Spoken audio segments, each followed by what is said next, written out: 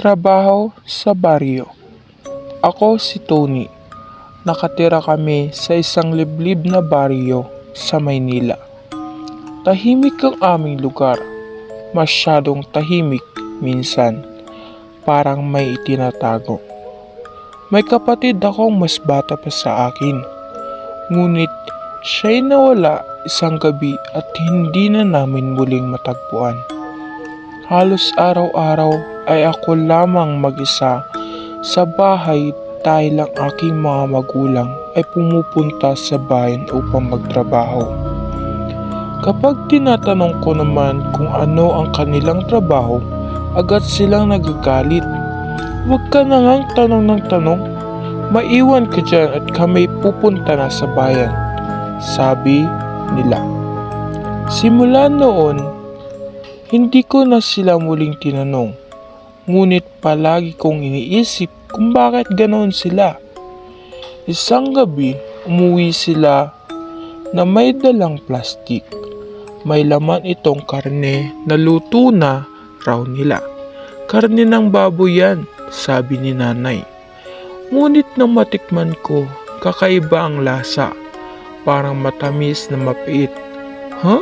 Parang hindi naman ito baboy. Pero masarap naman.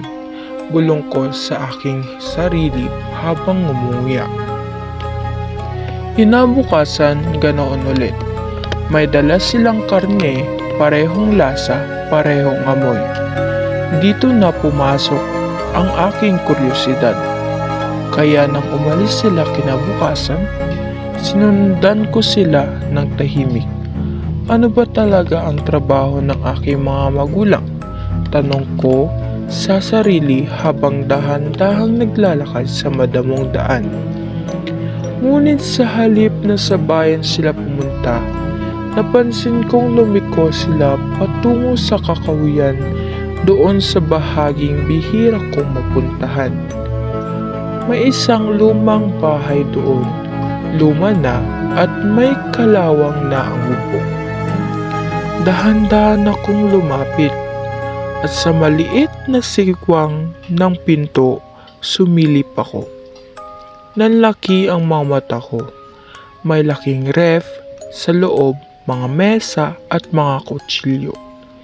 Nilabas ni nanay ang isang plastik mula sa ref at laking gulat ko nang makita kong parang ulo ng tao at mukha ng aking kapatid ang aking nakita. Hindi na lang ako umimik. Nanginginig ang tuhod ko habang pinapatuod ko silang pira-piraso ito at niluluto. Para bang karaniwang ulam lang. Napatingin sila sa direksyon ko o sa pintuan dahil may narinig silang kaluskos at muntik na akong nahuli. At buti na lang ay nakatago ako kaagad sa likod ng bahay na iyon. Gabi na at nakabalik na ang aking mga magulang sa bahay. Nang gabing iyon, ang naihain sa aming hapagkainan ay ako. Bakit? Dahil kahit na nakatago ako sa likod, ay nahuli pa rin ako ng aking ama. Paglingon ko, nandoon si tatay nakangiti.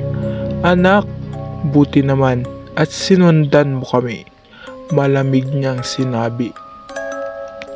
Matagal ka na naming hinihintay para makasama mo ulit ang iyong kapatid. Ito ako ngayon, ang nagkukwento sa inyo na wala ng buhay.